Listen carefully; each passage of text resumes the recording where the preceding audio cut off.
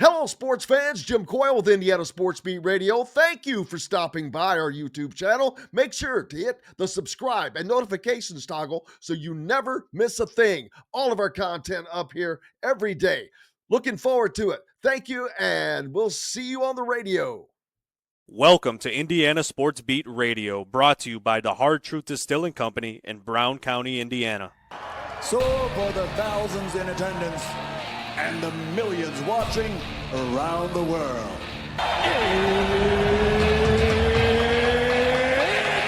time! 3 on the way. Oh! It went in! It went in!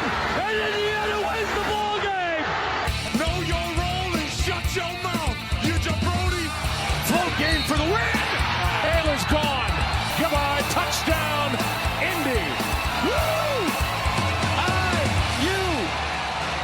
America! They got a football team now! It's pretty simple. I win. Google me. You know that I'm the cream of the crop. Now, from the Hard Truth Studios, here's Jim Coyle. Welcome back to the Hard Truth Distilling Company studios on this Friday. Unfortunately, that brings in the king of myjumpshot.com, Todd Leary, shot father. Welcome aboard, brother. Thank you. Good morning to you. That's a good one. A lot of buzz going on right now with Indiana basketball, and I think that it was going to be an odd weekend. I think it still will be of sorts because, while I know Dusty May is a fan favorite of a lot of people, I don't know. I honestly don't know if he will leave Michigan after a year.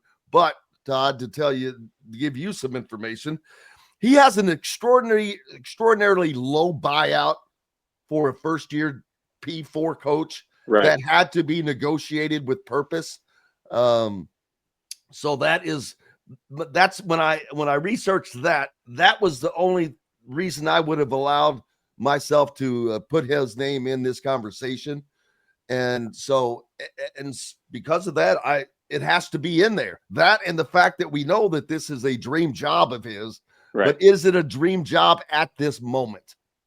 Yeah, I mean, it's obviously, I don't think any of us outside of the May family know the answer to that question, and we can all speculate and guess and educated guess as much as we want, but we don't really know. But I'll just say this: I mean, I think 30 or 40 years ago, in 1980s and 90s college basketball, it probably would have seemed like a crazy story for someone to go somewhere and then leave 1 year later and go to another school.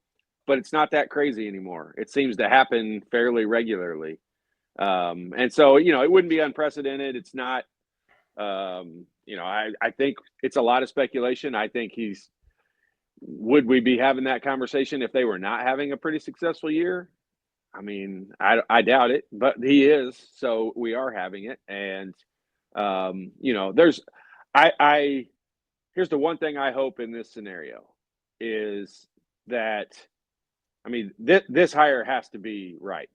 Like, it just has to be. I mean, I think we all agree with that. I'm being Mr. Obvious, but, they need an extensive search, and they need that. Extensive doesn't mean interview 1,000 people. It means they need to identify 2 or 3 people and go after them. And that's a lot of pressure. Let's be honest. No, there's no doubt about it. There's a lot of pressure on, coaches and players and all that stuff in the heat of battle and play. Well, if you want to translate that into your athletic director, I mean, there's a lot of pressure on this hire, just like there was on the football coach hire. And they obviously, I think everyone would agree, hit a home run on that one. So, to do that twice, I think Dolson's got an opportunity here to go down as one of the best ADs, certainly in Indiana history, if he can make a good hire here in the basketball program. Well, I'm glad you made that point, because now that you say that, he, without question, has the possibility to go down as the greatest. Yep. Because if you can return Indiana basketball and you gave Indiana football life, that's like giving life to a corpse. That's Moses stuff, man. So, yeah, you're right. He would go down as the greatest in the history of the university. And it should be a lot easier than it has been for basketball, especially now with the changes in NIL and the portal. And for all the people that think, well, who would want to come here? Trust me. Everyone. Stop it. There's a line. There's a line. That's a ridiculous statement. People are forgetting. I don't care. People that are saying that are not in the know. They don't understand how the big time sports business works, because there are a few coaches that are at their destination. Like that's their destination of where they would want to end up. And that's probably a half a dozen, maybe 10 coaches that are at the spot no matter what job opened up. Mark Pope's an example. Like, he's not leaving Kentucky unless he gets fired or goes for an NBA job. And there's a few guys that are in that circumstance. Everybody else is open and fair game, and Indiana is still on that top.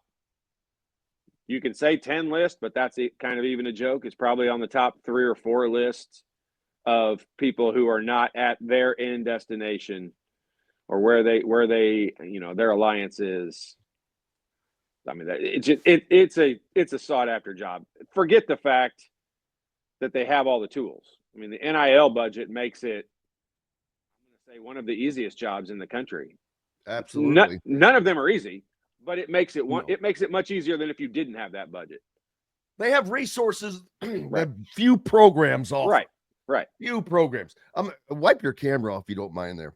Yeah, I don't know what's going on there. And what would keep Dusty from taking this job, in your opinion? This is Did that work? This is all opinion stuff. I mean, did it work? That's fine. Yeah. I mean, what would keep Dusty from doing it? I mean, the circumstances, like, being, you kind of fall in love with where you're at. I can tell you this: it wasn't an easy decision for Dusty to leave Florida Atlantic, and I think he'd be the first one to tell you that. He built a lot of good relationships with people down there. Dusty's incredibly likable, and so when you develop those kind of relationships with people that are around there, I'll just be honest with you. I said this to you on your show. I'm not exactly sure when, but it was close to this time a year ago. I said, if I were Dusty May, I would hang around Florida Atlantic a little bit longer and see if the guy from Miami retires, which he did, because he wouldn't even have to move houses to coach in Miami. He could have easily stepped right into that role. But you never know who's that coach, like Jim Larinaga. Yeah. And so you never know. I mean, he was up there in age. We knew that, but they just went to the Final Four. It didn't look like he was going to retire. And so that decision at that time didn't look like it was going to open up. Timing's a bitch sometimes. And, that seems to have been the biggest problem for Indiana basketball. Their timing seems to have been horrible. It has been. It's fought against them. There's no doubt about it. But, I mean, other schools have fought that same, some of the same battles, and they have, this is to move forward and be positive moving forward. But I'll just say, like, in the hiring process, when they did hire Mike Woodson, I think when they hired Coach Signetti, I think when whatever that committee was that included Dolson and Pam Whitten and some of the board or whoever was involved in that decision, I think when they walked out of that meeting with Coach Signetti, they said, that's our guy. No question about it. He may not have the name of some others, but he's got a plan, and I believe in his plan. And that needs to happen in the next hire for the basketball program. I'm not saying it needs to be a no-name guy, but it needs someone who walks in there with a plan and says, this is my plan, and this is how I'm going to execute it. End of story, and it's going to happen. And, I don't think that happened in the last hire. And I also don't think Dolson and Pam Whitten were the decision makers in that last hire. And so hopefully this time it's just a different process. Yeah, well, I think that there's not going to be much doubt that the process will be a little different. I think the success in football will bear that fruit, and it's time to let the guy whose job it is to do that without interference. And he's proven that he is more than capable of doing that. And I'm talking, of course, about Scott Dolson, the athletics director. It's going to be, I don't know how much of an exhaustive search it will be, because we already know the names. I mean, we think we know. Yeah, we think we know. We think we know. No, not everybody was thinking Kurt Signetti right off the bat. Not anyone was thinking Kurt Signetti right off the bat. Yeah. I never heard of Kurt Signetti. Well, I had heard of him only because I have to follow it, but it didn't take long for those to fall in place. But and football is such a different beast, because you're trying to create a program that had nothing. This is Indiana basketball is a sleeping giant. And all it takes is the right coach to pour his little magic water on top of it, and that beanstalk is going to shoot to the sky. But Indiana is just one of those programs to where a lot of programs can be made better quickly today, but Indiana can be made great quickly because it is a great program. It is a blue blood. I don't care what people think. You don't lose blue blood status. You are what you are. You have that tradition, and it will be there again. I have great confidence in that, because knowing they're just the right coach away. Well, look, you look at, take the programs as a big whole, and you have a bunch of boxes that you need to check. And those boxes, that when you're talking about how awesome is the Indiana job for a coach who's looking at it, when they take a look at something like that, they're looking at all the tools that go along with it. The facilities, Indiana has good facilities. The NIL budget now, I think, probably jumps into number one category of what you look at. Indiana checks that box. Indiana, just down the list, has, their blue blood status, especially when it comes to the tools that they have to offer a coach that's going to come in. So that puts them in another category. I use this as an example, not to rip on them, but just so that you can understand. Like Northwestern's in the same conference as Indiana, and they don't check those boxes. They don't have the NIL budget. Academically, it's harder to get kids into there. Like, there's just a lot of hurdles you have to battle as the coach of Northwestern that you don't have to battle as the coach of Indiana. Now, is the criticism higher? Sure it is. But so is the pay, and so is the expectations, and so is everything else that goes along with it. So it's a blue blood job from that perspective. Anyone who says it's not shouldn't be an applicant for it, because it definitely is. But those people that are going to have the opportunity at this job, they know it's a blue blood job. They know it's the job. Coaches are egotistical, and they're also competitive. And this is a competition. And coming in here and turning this thing around is a competition that a lot of coaches want to be a part of and want to be involved in. Yeah, and Dusty May is in an enviable position, and a position that you kind of feel sorry for him for as well. No, I know. I don't feel sorry for him in the slightest. Hey, anyone who has multiple great opportunities, that's the thing. Congratulations. Yes. They put themselves in that position, and good for them. Yeah, I'm like, he's got a rough life. What do I do? I stay here at Michigan and at one of the biggest universities in all of college athletics, or do I take one of the biggest jobs in all of college basketball at my alma mater, my dream job? That is going to be, boy. And he's up the top of the Big Ten standings right now, half a game behind Purdue. So they're dealing with that. And we know the coaches, they're kind of hyper-focused. But there's no way this is not seeking into him.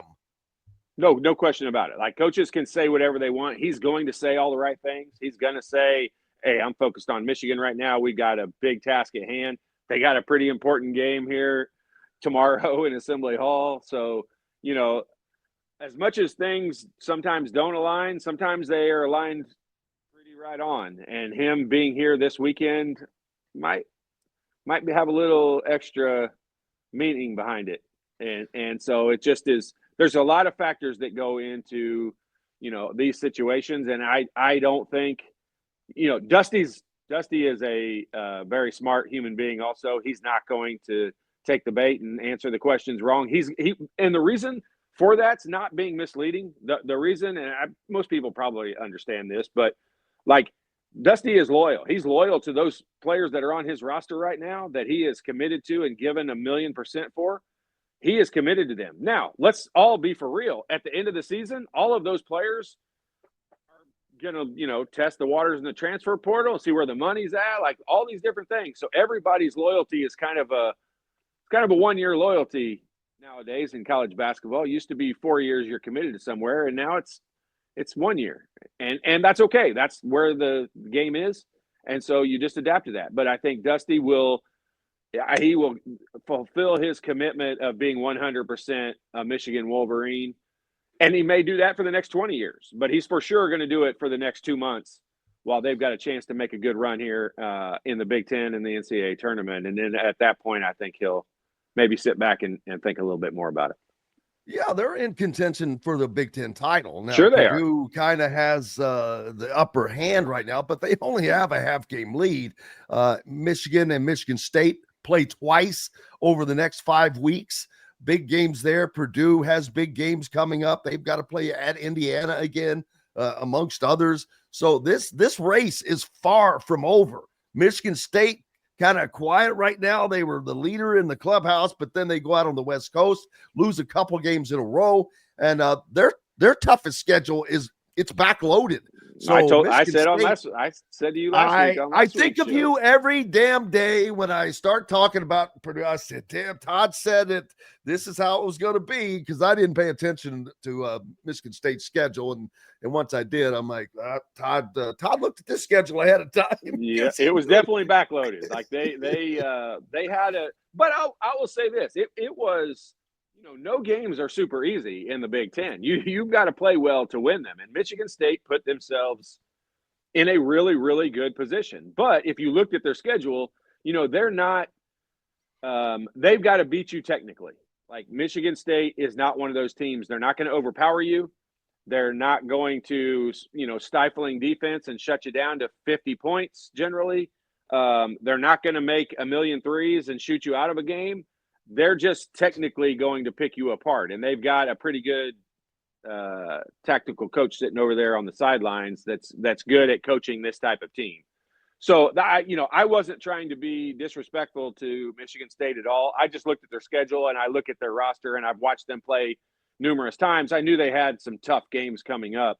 And I still think they'll probably end up with 5 or 6 losses when it gets to the end of the Big Ten regular season. And I think Purdue, I'm surprised at Illinois. I do think at the end of the year, Illinois, once they get to the tournament, is going to be the team to beat.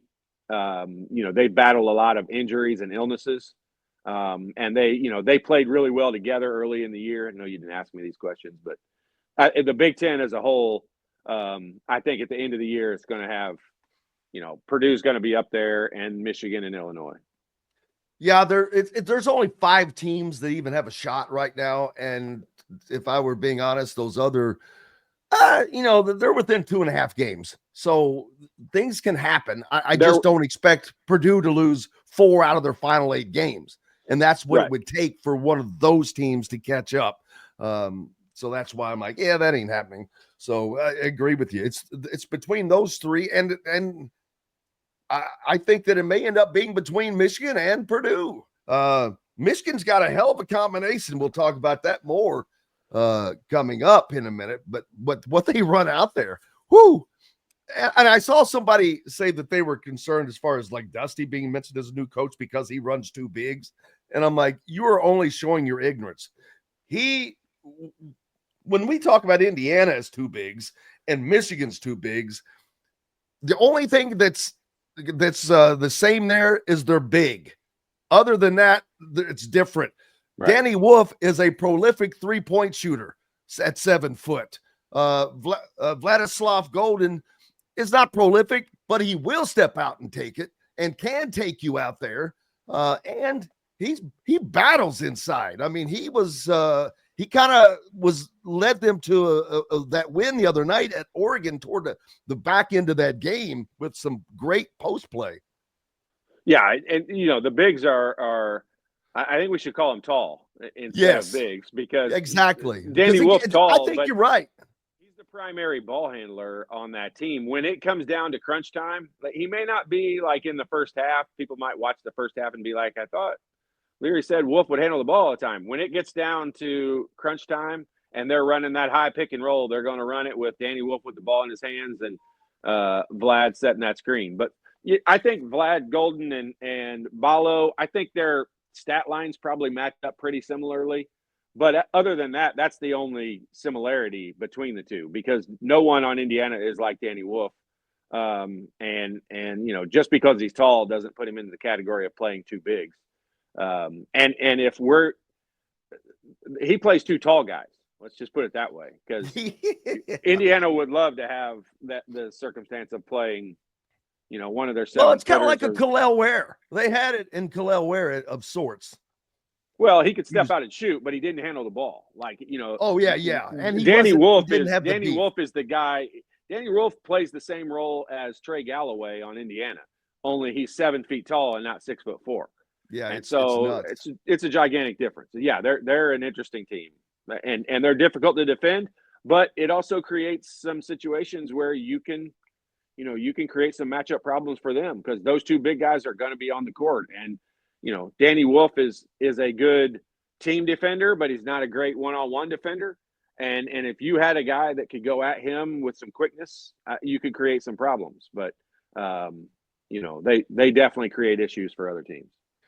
We'll talk more about that in the next segment with Todd. But something I want to talk about as well is Mike Woodson. His legacy as a player. He was a great player. He was one of the great players in IU history. And I hope people don't forget that, because you just have to separate the two, to be honest with you, because they're two completely different things. And I don't think that he did anything with malice during his tenure. Just for whatever it was, he was not the guy for a lot of reasons. You're not going to turn the job down, but I hope people will continue to remember him as the great player that he gave to Indiana. But a lot of none of today's fans know that unless they're told that, because it was so long ago. Now they're all they know of is as the coach of Indiana. And look, when he took that job, you're opening the book back up on what your legacy is going to be like at Indiana. And that's one of the risks / opportunities that you give yourself, create for yourself in that decision to take that job. But, at the end of the day, when reunion teams come around and all of that kind of thing kind of happens, people will cheer for him exactly the same way they would have had he never taken this job. That part of it won't really matter. But to think that people are just going to overlook this failure of a coaching stint that we've had here, I think would be crazy to think that we're not going to remember that, because this has been a failure. I don't outside of himself. I mean, he's the only one I think right now that would not deem this as a failure. I agree. I think he thought he was coming back next year. I truly believe that. I don't think that he is happy about his quote unquote retirement. Yeah. But it's unfortunate, but that's part of the problem, is he seems to be oblivious to too many things that are right in front of him. No question about it. Like the fact that, I know firsthand that they did not deem last year a team that did not make the NCAA tournament. They did not deem that as a failure. And that's when I knew that their measurement bar and mine were different. And the NCAA tournament is the end all be all. That's the only way you give yourself a chance to win the national championship. And we weren't a part of it, and we're not going to be a part of it again this year. Those are failures. You set out goals at the beginning of the year, and what those are. And he even identified those at press conferences and said Big Ten championships and national championships Yep. are our measuring stick, and we are nowhere near either one of them. That equals failure. Absolutely. And do you have a top three? Chris Beard, Dusty May, Bruce Pearl. Well, that would be my three. If we had it out of one of those three, I would be extremely happy. I'm not saying there aren't other people I would be extremely happy about. I'd like to learn more about the guy from Drake. He's kind of a Signetti story. It's kind of a Signetti route and journey on his way through. So I would like to learn some more about him. But if I had to rattle off, that's been McCollum, right? Yeah. There's his name's been battered around. But the first two that those have to be the number 1 and 2 picks by virtually everyone, I would think. Now, obviously, Chris Beard, there's the baggage he might have, and that people will talk about. But man, if you want to talk about Indiana winning next season, either one of those two, and Indiana is winning next season and in the tournament without question, in my opinion. Now, you've got Dusty May, who has to make a huge decision, because there's no way he's not going to get the job offered to him, whether it's back channeling or however. He will have the opportunity to turn it down. The only question there for me is, do they go to Chris Beard next? Because he wants this job, Todd. He wants to be the coach at Indiana. He constantly pays homage to Bob Knight, and not that means a lot. It means in his coaching, he coaches similarly to Knight, it seems like, as far as defense, but he put his own spin on it. And he has that, you can kind of tell that he has discipline. His players are not going to walk off the court and avoid a handshake line and that kind of thing. And neither is he. I mean, it honestly becomes a difficult task to try to identify which. So if you're going to narrow it down to those three, which that's just you and me talking. It's not narrowed down to those three.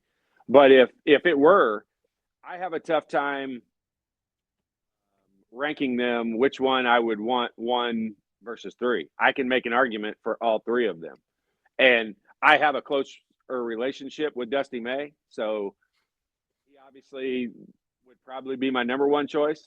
But outside of, I can make an argument for Chris Beard and why he would be awesome, and I can make an argument for Bruce Pearl and why he would be awesome. So, and at the end of the day, it may be somebody we don't have any idea about.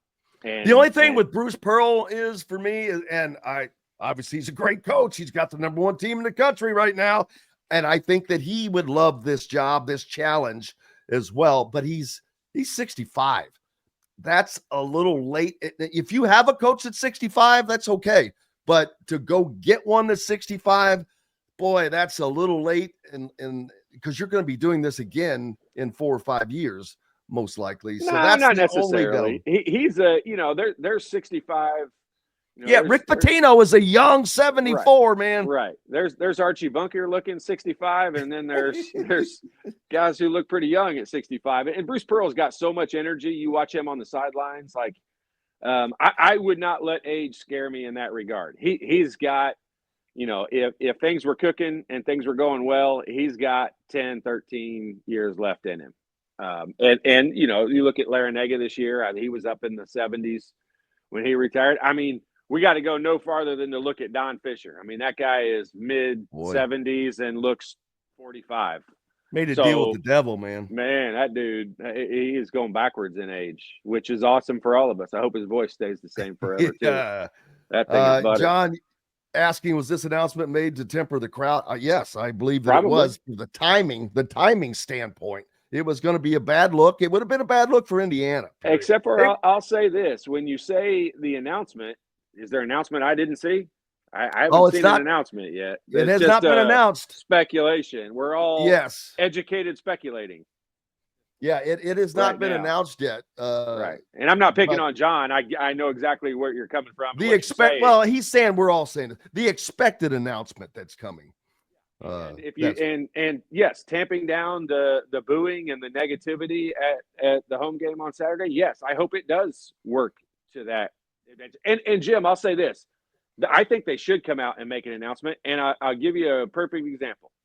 You just a minute ago made the statement, and I have seen on Twitter dozens of people already say, let's remember, if this happens, let's remember Mike Woodson as the player and what he gave to Indiana University. You can already see people with a little bit of empathy, like stepping back there, he sucks, fire him mode, and they're into a little bit more of their humanistic side of things. And if that's what it accomplishes, then they should make an announcement, and it should be that way because – look, everyone.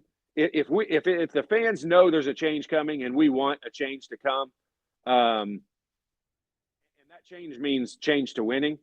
If the fans know that that's most likely coming at the end of the year, then I think everybody will cool their jets and behave a little bit more appropriately at the games.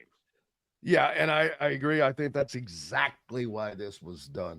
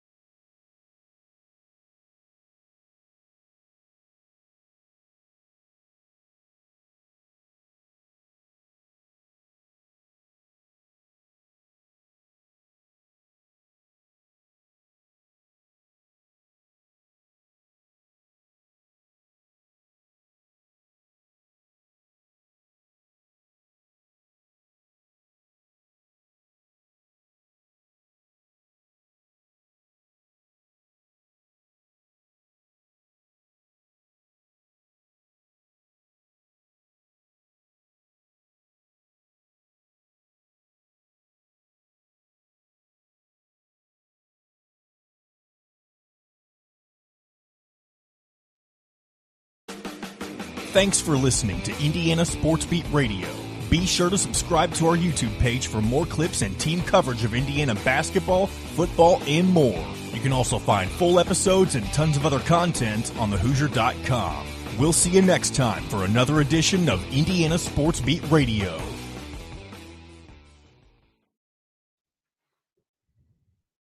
Hello, sports fans. Jim Coyle with Indiana Sports Beat Radio. Thank you for stopping by our YouTube channel. Make sure to hit the subscribe and notifications toggle so you never miss a thing. All of our content up here every day. Looking forward to it. Thank you, and we'll see you on the radio.